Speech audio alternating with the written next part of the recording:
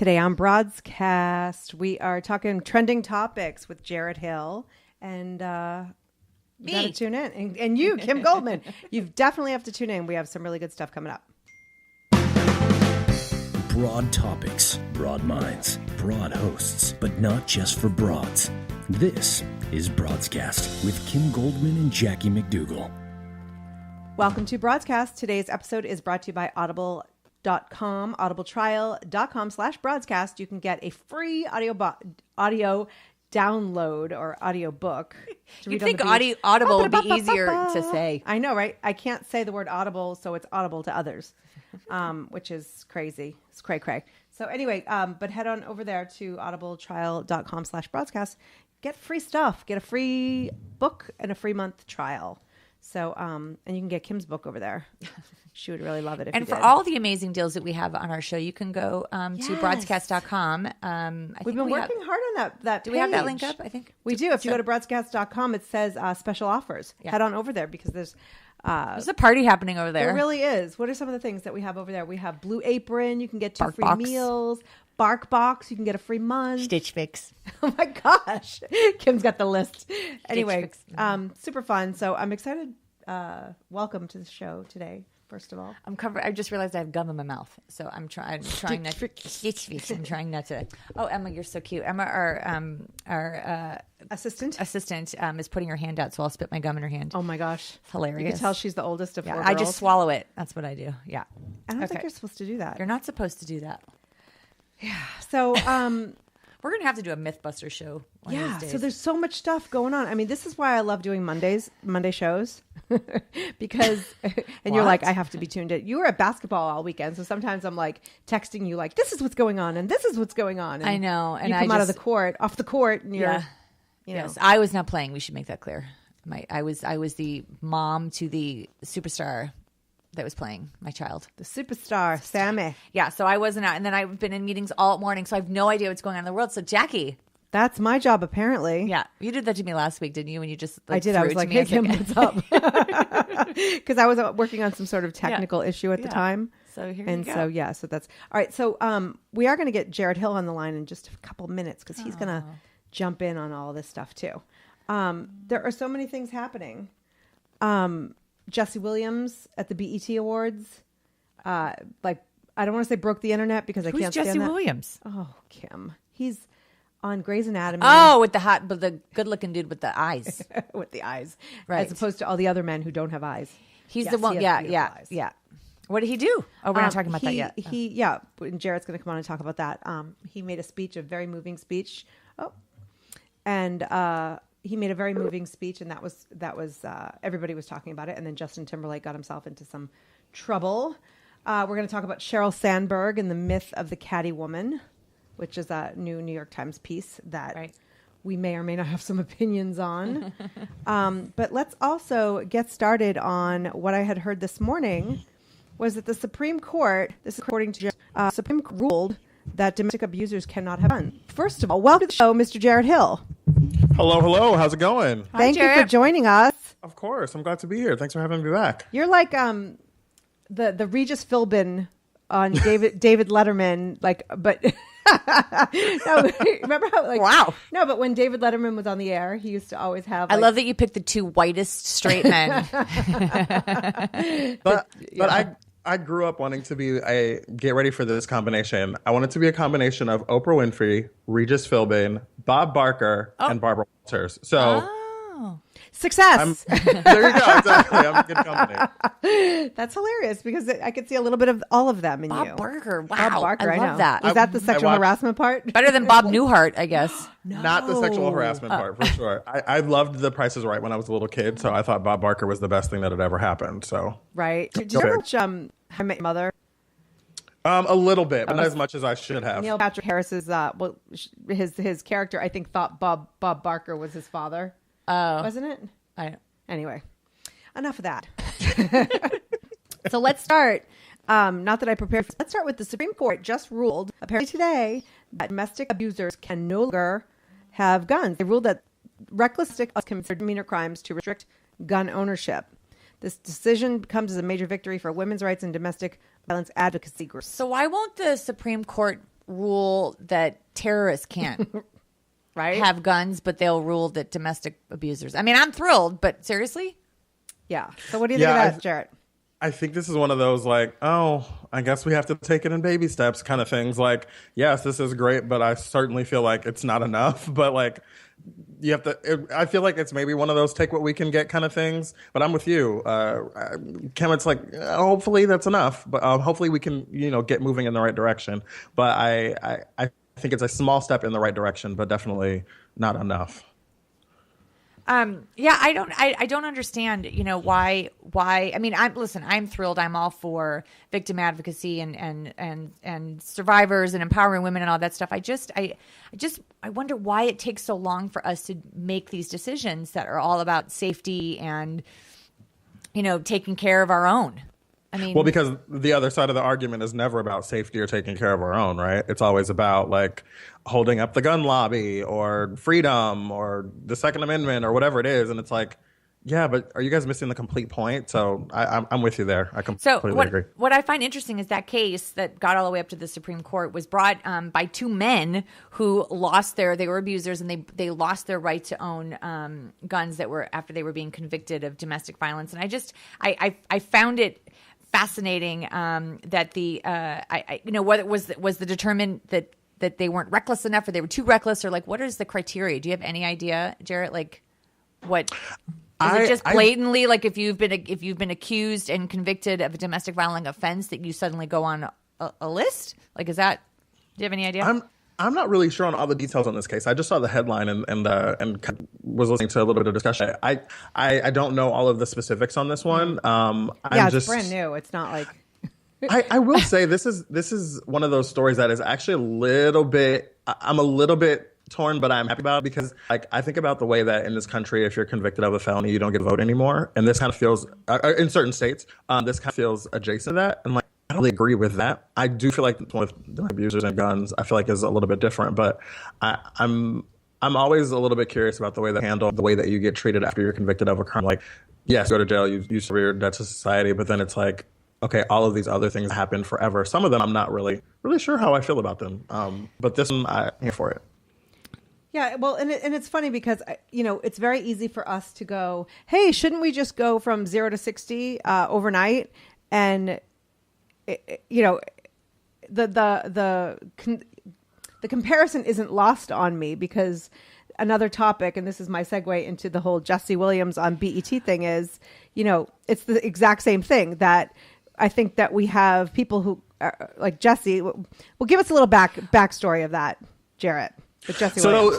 So Jesse Williams, you may know from Grey's Anatomy. He is what I call completely unugly, a very easy to look at, handsome actor who's on Grey's Anatomy. He plays one of the doctors who's been on there for a number of years, but he's also really well known on social media and within community for being a person that is, very outspoken about issues around Blackness and equality and social justice. And so yesterday at the BET Awards, he was honored with a humanitarian award, and he got up and made this speech that really talked about Blackness and what it is like to be a Black person in America and the ways that we are addressing that or should be addressing that in the ways that, are really important. And so it was one of those moments, how sometimes you watch television and you can tell that something is a moment, like it's happening and you're observing it.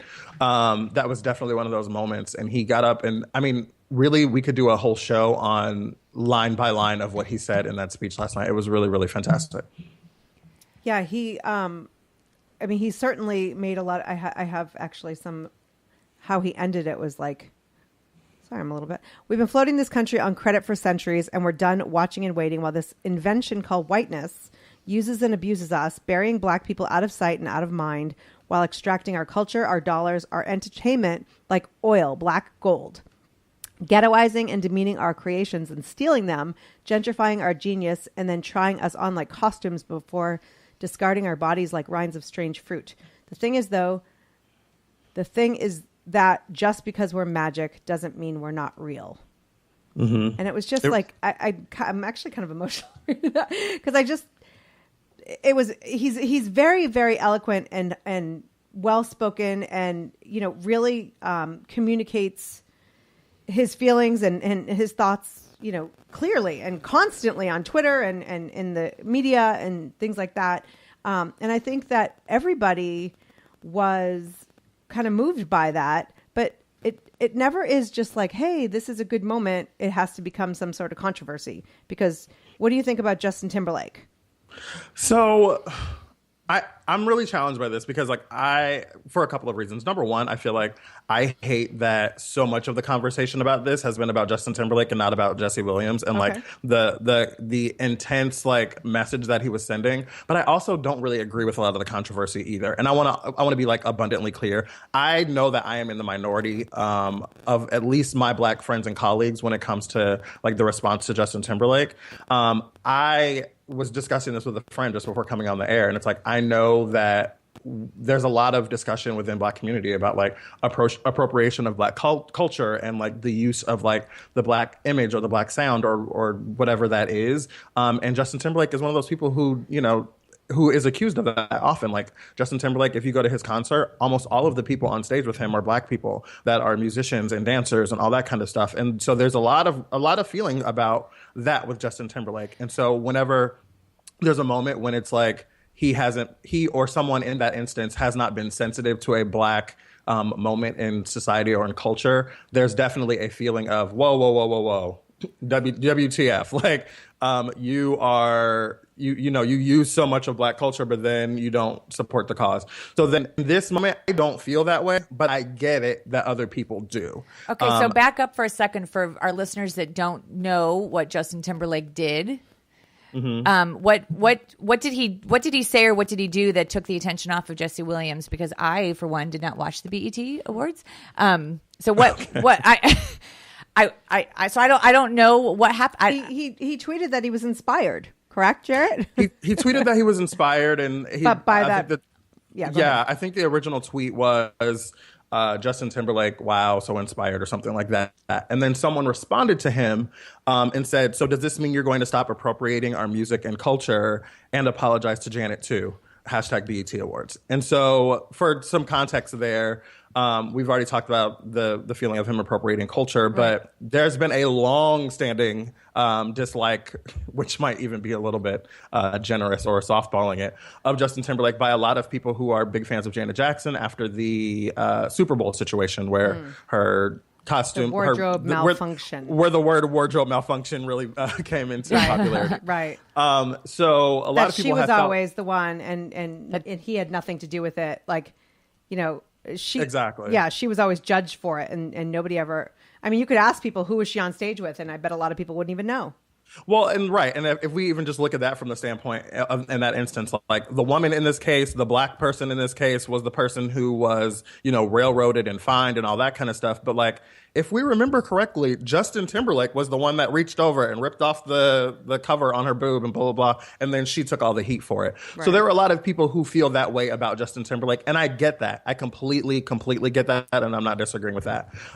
So going back to this tweet that came to him yesterday saying, so does this mean you're going to stop appropriating our music and our culture and apologize to Janet too? That was the response to his tweet. And then he responded to that with, oh, you sweet soul, the more you realize that we are the same, the more we can have a conversation. Bye.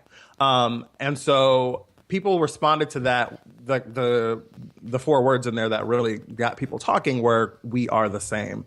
And I think people took that to say, they took that as him discounting the differences that Jesse Williams was pointing out, or saying we all have the same experience, when obviously we do not, and that is especially what Jesse was talking about in his speech last night. So it's a I get the anger, but I also look at this in the context of Justin Timberlake. Justin has never been someone that is out saying things that are racist. He's always been, a part of community. A lot of Black people always talk about Justin getting the Black pass. And so so that is why I'm not as fired up about this, but I do get that people have a thing, this could have been worded better, maybe, for sure. And yeah, so that's a lot of it. But again, I feel like Jesse and what he said last night was so important, and it's kind of frustrating to me that now Justin Timberlake is the one that is the talk of the trends, because Who do you think is responsible for that? That Justin is, because the thing is, everything Jesse said was, no matter who you are, I can imagine he left all of us with something to think about, something to consider. And he's not the first. There was a situation, I can't even remember the specifics. Oh, I think it was about somebody's hair, but it's like people who are there was a radio talk show host that mentioned, right, that talked about someone's nappy. It was a nappy hair or something. She was a basketball or volleyball player. No, it wasn't that one. But you're talking about Don Imus. That's what Kim was referencing. Yeah. Oh, right. But no, it was there was a white girl who had like dreads or something, and they said it was Zendaya. Was it Zendaya that that they were celebrating Black culture without acknowledging the struggles and the challenge. And so I think that's kind of what Jesse was saying. I mean, do you agree that I wholeheartedly agree with that. I understand that where we can't sit here and like grab the culture when we want it for entertainment purposes, and it just perpetuates that whole like, okay, when it comes to music or acting or this and we can dress like this or we can do this, but then when it comes to the struggles of African Americans, we're not going to say or do anything. I mean, like look at Pride Week. Like we're all standing up for each other. Not all. I should not say we're all, but we're standing up for equal rights and this and that. And so when it comes to African Americans, are we celebrating all this stuff and into it, but not necessarily ready to stand up, ready to make our own voices heard when there is injustice? Well, so exactly. And I was writing down some notes, and I thought there are plenty of Black people, and specifically Black women, that take real offense to the ways that Black culture will appropriate or use things that are traditionally Black and female and celebrate them when they're done in a white space. And there's a great speech that was given by the founder of Black Girls Rock at the Black Girls Rock celebration on BET. But we look at Kim Kardashian and her big behind and her cornrow braids and all of this stuff. And they celebrate it, right? Like, oh my God, Kim looks so great. Look at her figure, blah, blah, blah, blah, blah. I mean, mind you, she's a controversial figure for sure. Yeah, we don't talk about her on the show. Right, we don't talk about the Kardashians on the show. But then when her or one of the sisters has braids, all of a sudden, look at this boxer braid trend. It's so cool. But it's like, Black women have been wearing that hair since slavery. So let's not make it like this is some new kind of thing. Or even when we look at the ways that race is treated differently with criminal justice or whatever. We just had this huge case with Brock Turner from Stanford and the way that his case was handled, and he got off with 6 months. But we had a very similar case in Vanderbilt with Corey Beatty, who was a Black man that is going to be in jail for a very long time for a very similar case. Or the way we look at Tamir Rice, who was shot in 2 seconds for playing with a gun by himself in a park, versus Dylan Storm Roof, who, there was a standoff and the de-escalation and, we've got to, take care of him. And he's walked out in a bulletproof vest and stopped at Burger King with the police officers on the way to the jail and, was handled in a very different way than a kid playing in a park, So when we look at these things, it's always, and Jesse kind of touched on this yesterday, he was saying art is very different. So it's important to recognize and appreciate it. And the other thing that I think was really important was this was that affirm people, it was forming white people. I say little W, not individual white people, but white people as a brand, if you will. Does that make sense? Do you get what I'm saying there? But Black people wanted to hear this because it was a call to action and it was encouraging and inspiring and it was this inciting message. But white people are the ones who needed to hear this message, right? The same way when we look at marriage equality, gay people don't need to hear speeches about being gay is okay or God everyone. It's a great reminder, and it is heartwarming in a difficult moment, but straight people are the people who really are the intended recipients of that messaging. When we talk about Sheryl Sandberg, for instance, we'll talk about in this story a little bit later, it's a touch different because her message isn't just for women, but those messages are also for men. Women know that they're fantastic. Women know what they bring to the table, but men are the people who need to get those messages and really understand them and change their behavior. And in this same moment, it's yes, this message was to Black people, but it was also for white people. And it was white people have to understand this as well, because racism isn't a Black issue; it's a white issue. So what do you think that Justin Timberlake should have done then? Well, that's the thing is if he says we're the same. I don't know that he was saying I've walked in your shoes and I get it. I think that it was that feeling of we're all one. Sure. John Lennon, right? Like, I mean, we sing his songs and we celebrate that, but when it comes to race issues, we separate it. So what was he supposed to do? And then secondly, to your point that you're frustrated, and I agree with you that all the attention was on Justin Timberlake, but he didn't create that. People that can't buy into the message of unity and love and compassion and all those other things create the tension and the not constant because I don't know, but like it.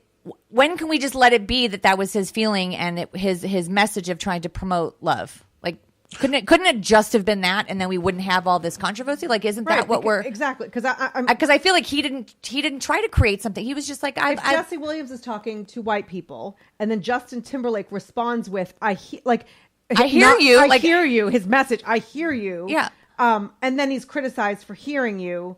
I get it. Yeah. I get what you're saying. It's like, well, what was he supposed to say? Because if he didn't say anything, then it would have been like, Justin, you're not say anything. He doesn't support the cause. I totally get that. So this is part of why I am not really fired up about this. My friends and I have this phrase where it's like, I'm not willing to go to Coliseum on this one. Like, I'm not willing to fight over this. But like, I just pictured you in one of those Sparta. What is it? Anyway, go ahead. I'm gonna have to go off carbs before we picture that again. But for me, it's like the thing that I think people took offense to was like the condescending tone of his response, which again I understand but don't necessarily feel myself. Well, he said he shouldn't have tweeted. Like he said he shouldn't have. But I can that was imagine a very publicist kind of response. And he is Justin Timberlake, and you have to think before you tweet. That's a common issue with a lot of people. But he was talking to that one person but he shared his "I hear you," and then somebody criticizes him for doing exactly what Jesse Williams was talking about.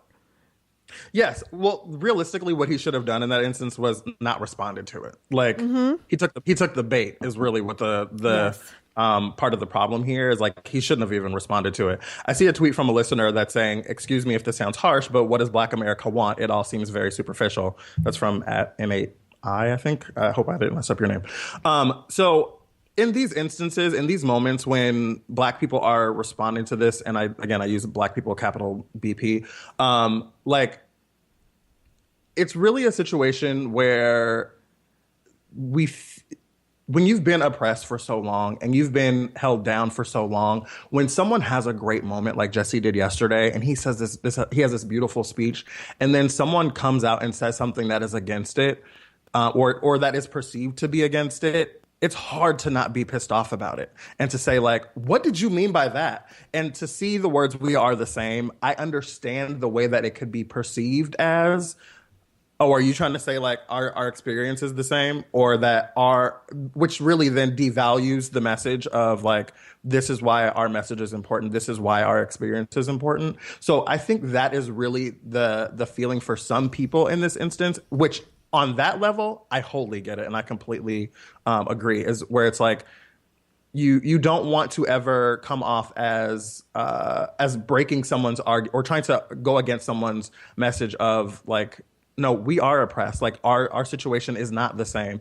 And then when you have someone come and say like, well, what do Black people want? It's like, Black people want to be heard. Black people want to be understood. But I think that's where where it comes up again, that like the person that tweeted, at him was probably a troll that just likes to start trouble. I mean, honestly, the person that's tweeting about that, like at Justin Timberlake. I mean, there are lots of people that look for places to argue, look for places to, to diminish other people's worthiness and value and all those things. So there's a part of me that's like, consider the source. But I go back to like, when can it just be like love? Like, why do we always have to both sides like fight for our side? Like, we're trying to do this together, and every time we make these steps towards trying to do these things together, have these open dialogues to hear each other, and then you have people that are and I'm using people with a capital P that because it is because it works against the goal. And if we're always defending ourselves against that small group that's working against the goal, we're always just keeping ourselves back. And that's both groups. I mean, it's not just Black, it's not just white, it's not women, it's all of our topics, whether it's LGBT, whatever it is, there's always going to be people working against it. At what point, like oh my God, stop. Like, so we're always going to be stuck here. no matter what the topic is. I think there's definitely like work to do on both sides of the fence here, right? On both sides of the aisle, if you will, to use a more of a political analogy. But these are not my words. These words were just sent to me. So like it says, and it's such a perfect example of what Jesse was talking about. Justin was also presenting to a Black person a condition for his willingness to have a conversation here, right? Like, oh, if you would just see that we are all the same, then we could have a conversation, which is exactly one of the issues that Jesse was talking about. If you don't have a critique of our oppression, don't come in here with a critique of, the way that we respond to things. So don't tell me how to address this ill of racism when you've never had something to say about racism in the past or our oppression. And Justin Timberlake has never really been like an outspoken person who talked about, race in a way that was like, addressing racism and oppression. But then when someone has something to say back, it's like, well, now all of a sudden you have like perspective. So I think this is one of those moments where I was talking about how, this wasn't a message for Black people. It was received by Black people, but it's a message for white people. So it's like, yeah, when he says don't have a critique of our oppression without having, when he says if you have how did he word it? I don't want to mess up his words. He said if you have a critique of our oppression, make sure that I'm totally ruining this. If you have a critique of our existence, of our resistance, make sure that you have a critique of our oppression, which is basically saying like, if you're going to come in here and tell me how I should handle this situation, make sure that you appreciate where we're coming from. And I think that is something that goes across lines. Like women don't want to hear from men who are saying, oh, calm down.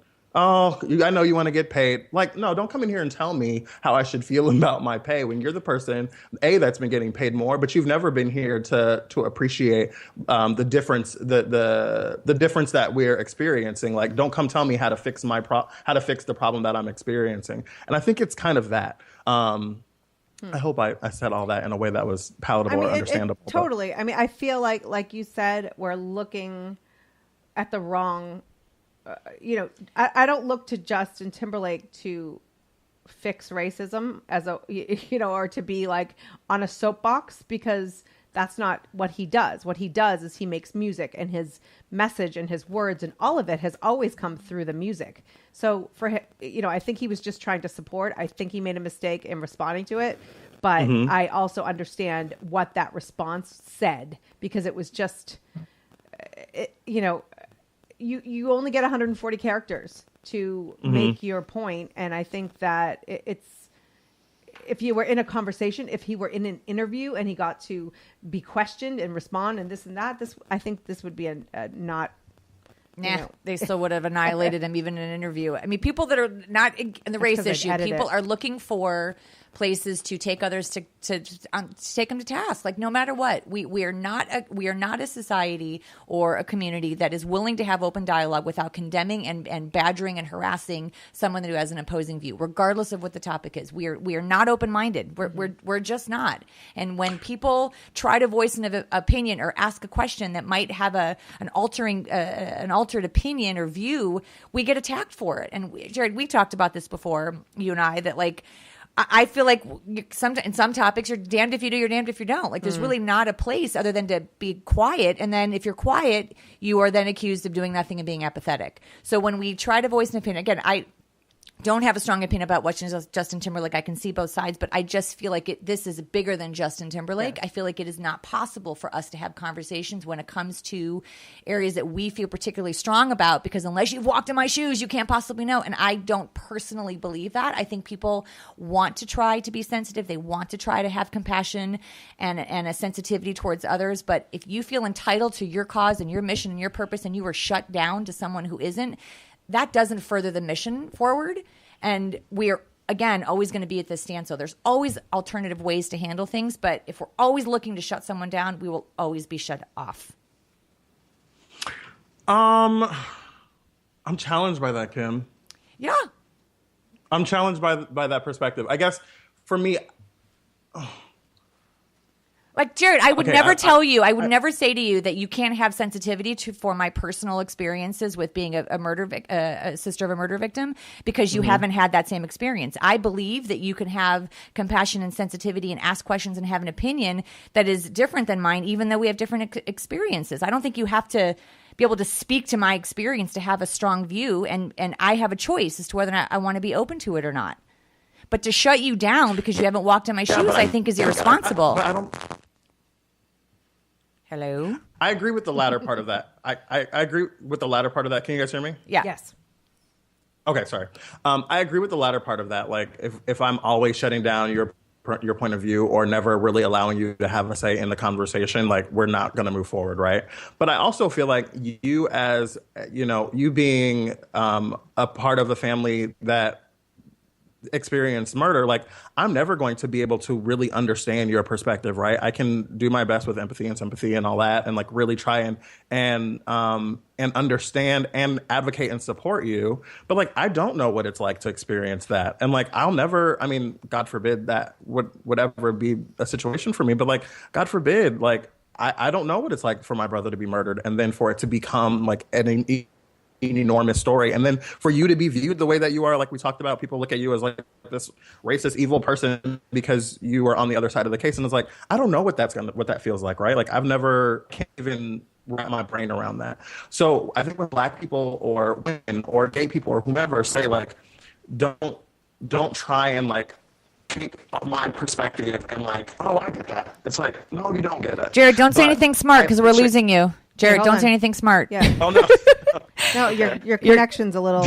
Yeah, you're a little funky, and I want to hear you. Yeah. I'm gonna pop out and I'll pop back in. Okay. Oh wait, you're perfect now. Okay, cool. So just don't move around more so of much. a situation where it's okay.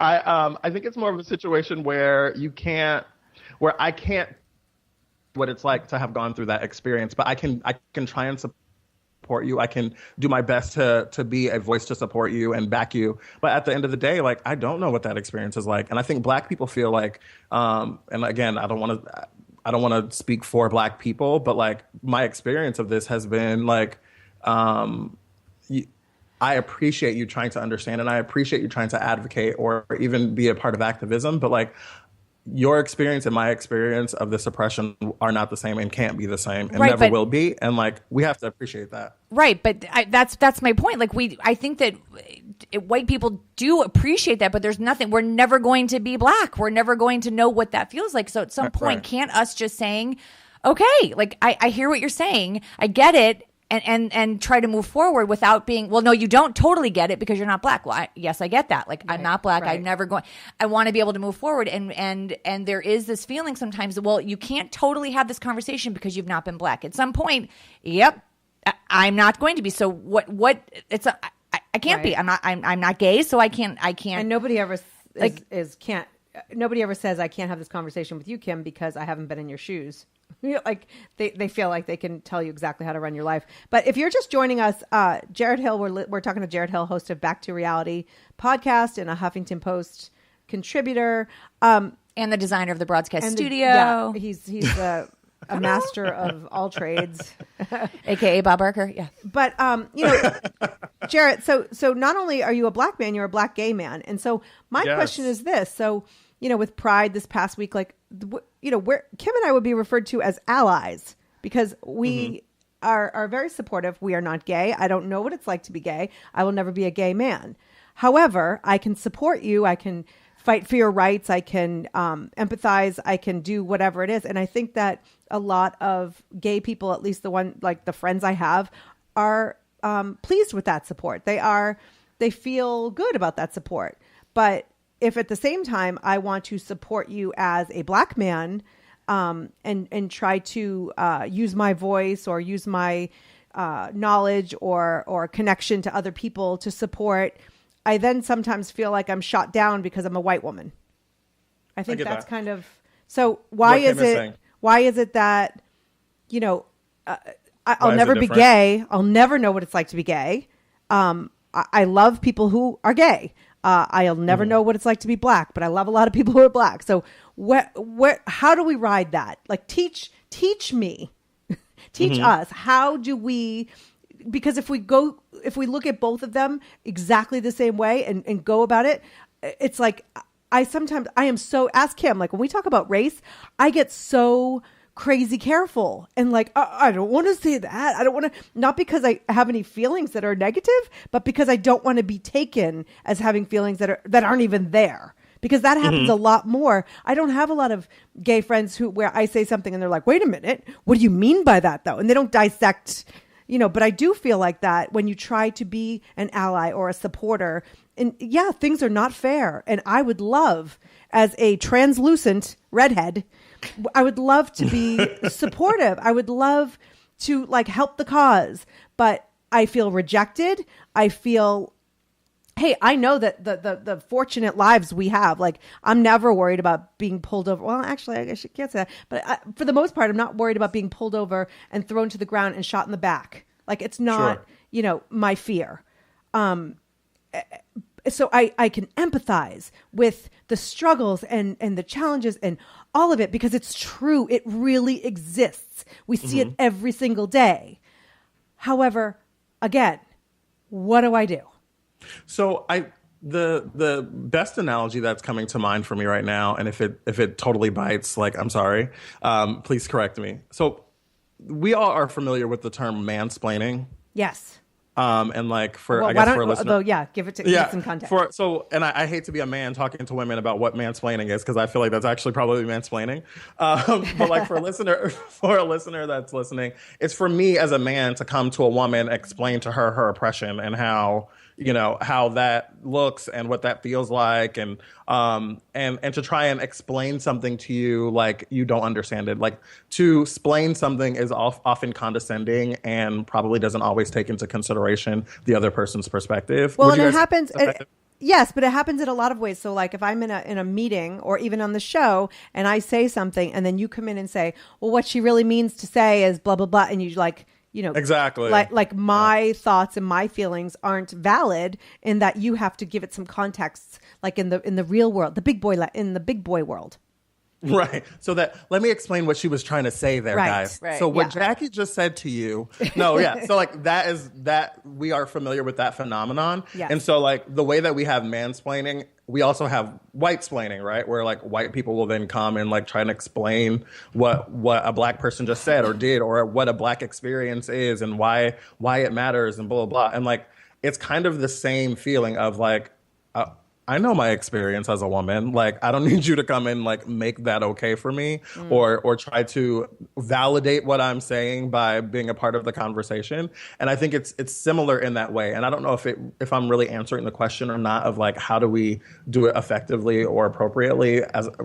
How do white people do it effectively or appropriately, or how do black people do it or receive it effectively or appropriately? But I do think it's a situation where like, we live in a very sensitive time, right? Like there's a lot going on with race and even not just race but nationality and ethnicity, but also sexual orientation, gender expression. There are tons of different things that are super sensitive right now. So I think when we're in these situations, with Justin Timberlake, for instance, his best bet would have just been not to respond to it, and just let that person say what they wanted to say. But if he was going to respond to it, like it was kind of a dismissive statement that he made, like, okay, bye, Felicia. It was very bye, Felicia, and like, oh, I'm not trying to hear that right now, and like that serves no one, right? Like that's not really doing anything to serve the conversation so much as it is like it's very defensive and like it's very like Heisman of you, like to keep someone at arm's length, like, oh, calm down, chill out. This wasn't that. We're all the same. And it's like, no, we're not all the same in this conversation and in this perspective of what we're discussing. Which I understand, but at the same time, I think that there are a lot of people who are trying to have a conversation in that we're all the same, just like I would say to, my gay friends, to people who weren't born or raised in this country who now live here.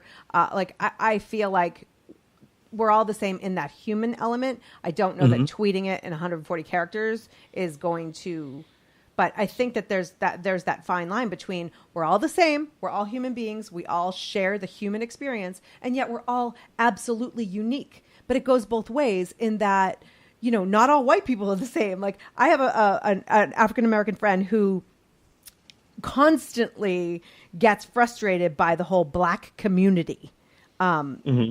phrase, the term black communities. Like, what black community? Like, we don't all think and act and, function in the same Exactly. way. So Yeah. the same thing with white people, it's there's so much, but the thing is, I think that what's important is for the people who are not in, and this is, I'm going to go into this whole Sheryl Sandberg thing, but the people who are not so it's the people who are not gay, the people who are not black, the people who are not women, whatever the oppressed group White is. men. Yeah. So it's really important that white men stand up and advocate for other people, because there's a method to my madness here. So we're talking about, like, on the New York Times, on the 23rd, Sheryl Sandberg wrote a piece about what is it called? Something catty. Yes, the myth of the catty woman. And it was about the workplace and, like, are men just as bad and blah, blah, blah. But it was so much more than that. And I actually hesitate. I don't think that the name of that gave really people an idea of how much deeper that the piece goes. But she's talking about exactly that. Like, we talk about, sorry, I'm going to pull it up here. The same, that women, like, if I'm a woman in the workplace and I try to advocate for women in the workplace, it seems very self-serving, right? And so if you're a man in the workplace and you try to advocate for women in the workplace, he's a hero, he's amazing, he's great, and people will listen. And it's kind of the same thing with race, because it says male leaders are not penalized for choosing a woman or a non-white candidate over an equally qualified white man. But if a female or a non-white leader chose the same diversity, like, that's important to them, they were actually rated as less effective. Yeah, I actually wrote that, and I pulled that quote because I wanted to highlight that as well. There was a study of 300 executives, and, like, what I found interesting about that is this is very indicative for women, as it is for black people, as it is for gay people, as it is for every minority or marginalized group, or to use the word that Sheryl Sandberg uses, non-dominant group. Mm-hmm. But, like, within black culture, there's always this joke, like, whenever you hear of a crime happening, we always hope it's not a black person that did it. And then when we see it's not, we're like, oh, thank God. And it's like, people are like, why is that? And it's like, because as a marginalized group or as a minority group, you are always representative of the entire group. So, like, when I am the black person in the room, I have to represent black people. So when there's the like black a community. Exactly. I am the black community, right? Like, I'm not a part of it, but, like, I come as the voice of. And I mean, we all do this in different ways. Like, Jackie, I've called you before about something to do with being a parent or about being a woman or being a feminist. And we've called me to talk about, black issues, and we do this. But, like, it's also a thing that happens in the workplace. And so in this instance, they were talking about when female executives are promoted, to quote it, it says, when female executives promoted diversity, they were punished with significantly lower performance ratings. They were perceived as nepotistic, trying to advantage their own group. And it's like, this is what it's like to be the representative for a group, right? When you're the only woman in the room, it's like, oh, well, how do women feel about, but, like, we wouldn't say that to a white guy. Like, what do men feel about, no, we ask the group, like, because there's probably a lot of them in the room, number one. Right. But, like, it's a way that we have to perform when we are a marginalized group, whatever that group is. But it's interesting because, the article goes on further to talk about women in the workplace, and that because there are so few seats, that women aren't necessarily supportive of each other because they, there may be one chair. It's like playing musical chairs, and it's like the music stops and everybody's running for that seat. And, with men, it doesn't necessarily, maybe women aren't worse than men. However, there aren't as many opportunities, so they feel like they can't necessarily bring somebody up along with them. And I feel like sometimes, does that happen with other groups? I don't see that happening. Absolutely. You do? Absolutely. And I'm loving this because I took down 3 major quotes from the thing, and this was the second one that I had written down as well. So we're on one accord here. If you want me to quote it, I can. You want me to read the piece? Go for it, please. So it says, It says research shows that in male-dominated settings, token women are likely to worry about their standing, so they're reluctant to advocate for other women. A talented woman presents a threat if there's only one seat for a woman at the table. A marginally qualified woman poses a different type of threat. Quote, hiring you will make me look bad. Putting self on the line as a reference, being representative of women, like being black or being, oh, this is me writing. So basically, you're putting yourself, I'm like, you're quoting yourself? Exactly so smart. Well, so she says, hiring you will make me look bad. And I think we all do this. So like when I'm in the room, there are many instances where I've been the black guy, or I've been the young guy, or I've been the gay person. And so then when there's introduction of another person, or you want to bring someone along, I feel guilty saying this, and I hate that I say this, but it's like, you do think about, okay, well, this is going to be the other black person in here. Are they going to carry the torch, or are they going to dim the light? You know what I mean? And I combat that with myself, because it's like, no, everyone deserves a fair chance. But we definitely do that with black people. When you're the gay person, it's like, oh, is this gay person going to come in here and humiliate community? Like, are you going to come in here and live up to every single stereotype and be token and be, whatever that means? Like, I think all communities probably do that. And I love that Sheryl is indicating it here, talking about it as far as women in the workplace, because I'm sure that is a thing that all women have to think about. And I'm sure that it probably gets even more difficult the higher up you get, because you don't want to look like, oh, you're just bringing people in here because you're black and you want more black people. I have a friend that works at a major tech company, and she said, the group that I work on, that I work with, it's almost all Asian women, but that's only changed because there was an Asian leader of this group. She was like, but if I came in here as a black woman and came in and hired all black people, it would be a thing. You know what I mean? It would be a problem, but it's different in different communities and technology. We see, and I mean, this is going to sound however it sounds, but like within technology community, we see a lot of people from Asia that are like really excelling in a lot of the jobs in tech. But then we don't see a lot of black people in those spaces, and we don't see a lot of women in those spaces either, right? So you come in, you hire up a bunch of black people, or you hire up a bunch of women, then it's like, so is this like a feminist movement now? It's like, no. I do you think it's more in racial context or in gender? Like, do you think that people would be condemned more for bringing in a bunch of black women or black people versus a woman bringing in more women? My question, is that clear? Like, yeah, I think that's a hard one to answer. I think it probably. I mean, I'm coming from my own point of view, but I feel like race, probably you would see it more because it's more polarizing.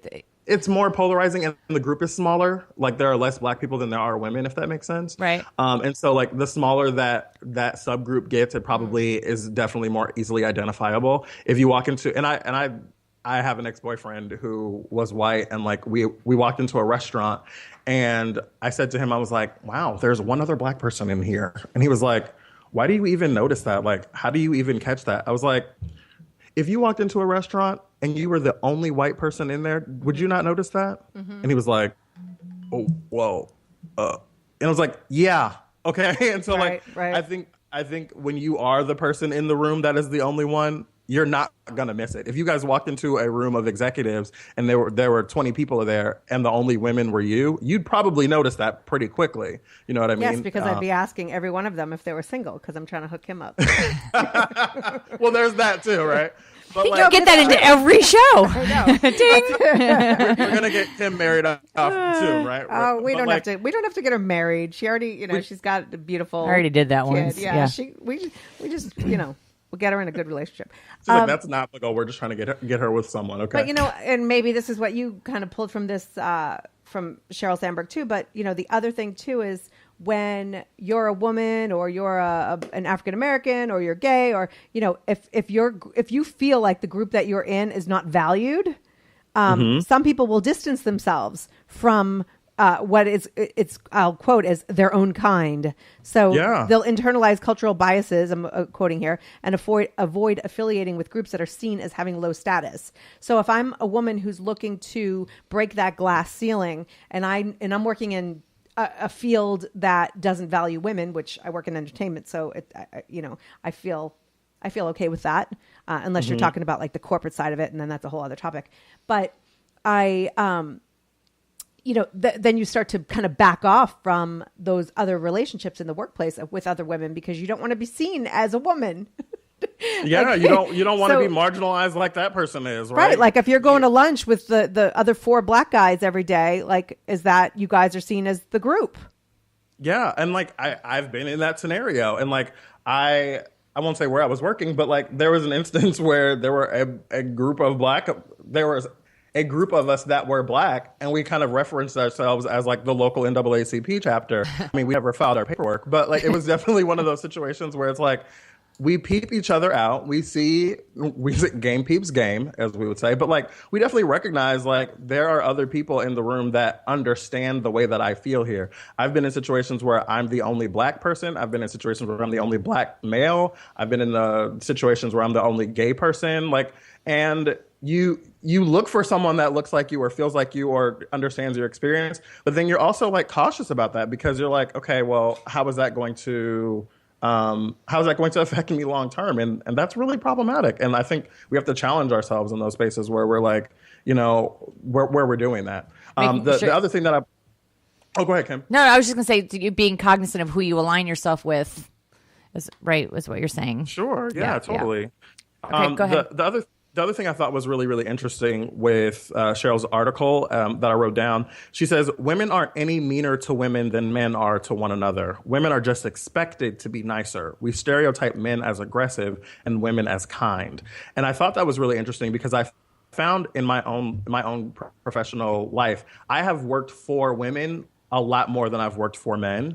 And so I've seen like the gamut, right? I've seen like the strong woman. I've seen the woman who has no idea what she's doing. I have the woman who's like a fantastic manager. I have a person who I had a woman who like she'd never managed anyone before. Like I've seen them all. But like the weakest manager I ever experienced was a man.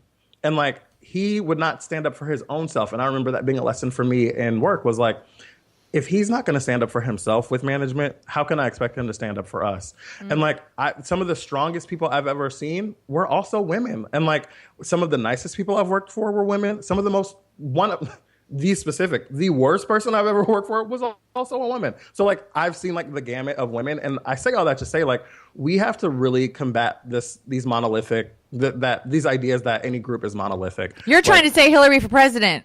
Basically, yes, I'm with her. The funny thing is, not that we're talking about this, but you don't have to be with her to be not with him. Right. Certainly, right. Yeah, for sure. Which I think is a lot of the country. But go on.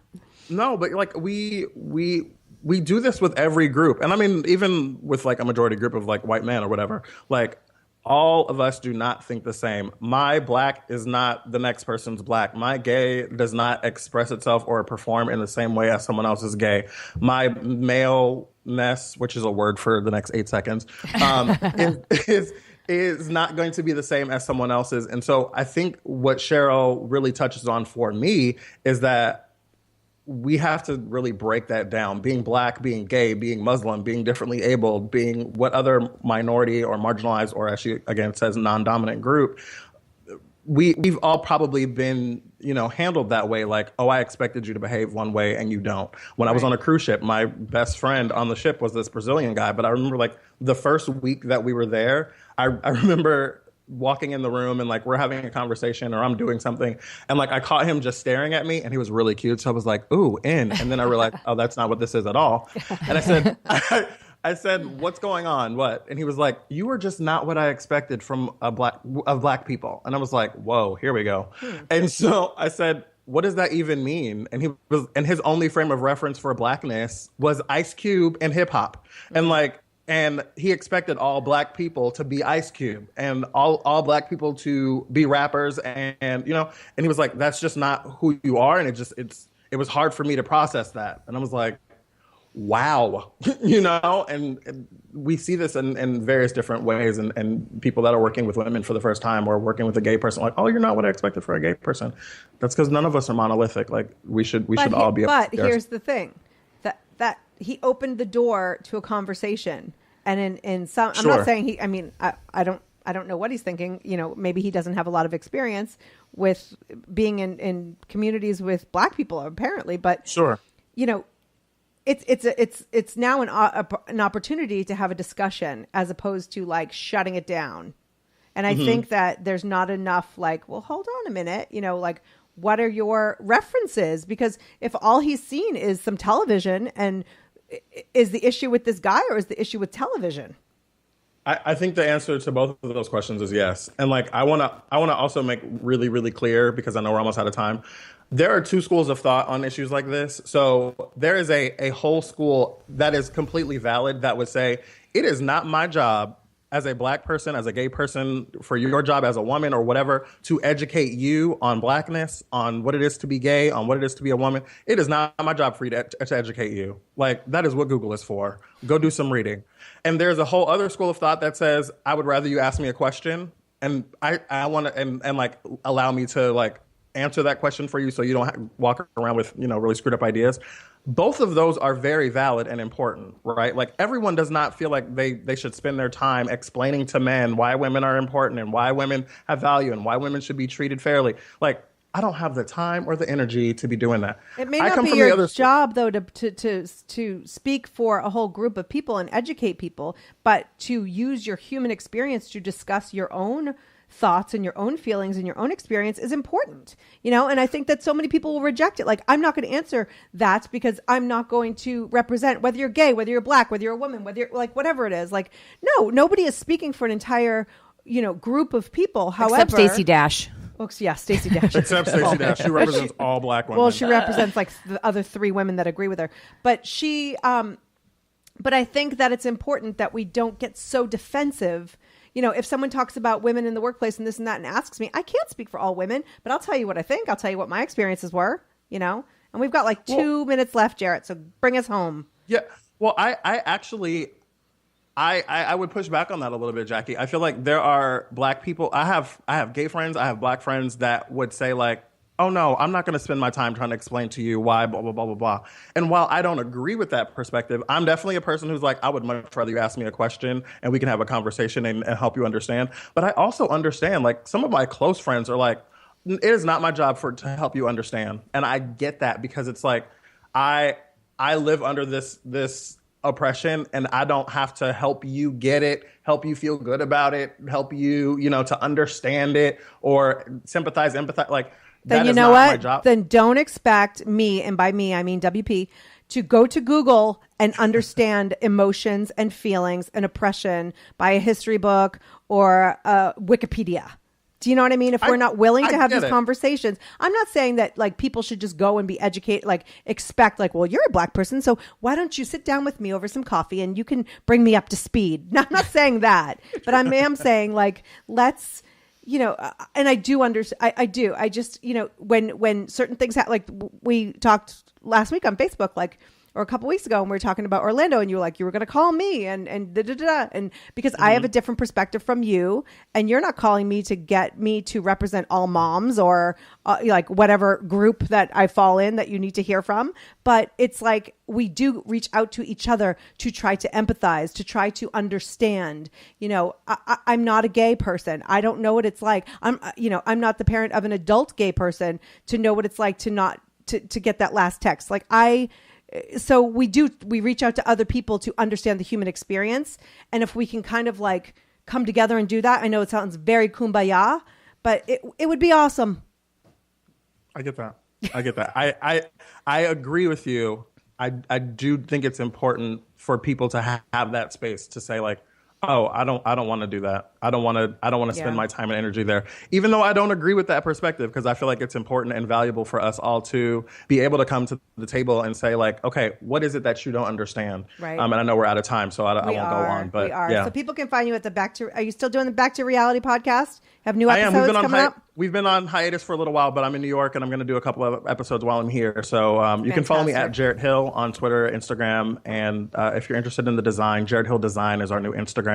Oh, awesome. Yeah. And always on Huffington Post as well. So Jarrett Hill, thank you so always much for your insight. We love talking with you. Yes. I love you both as well. Thank you for having me. All right. See you later. Next time. Bye.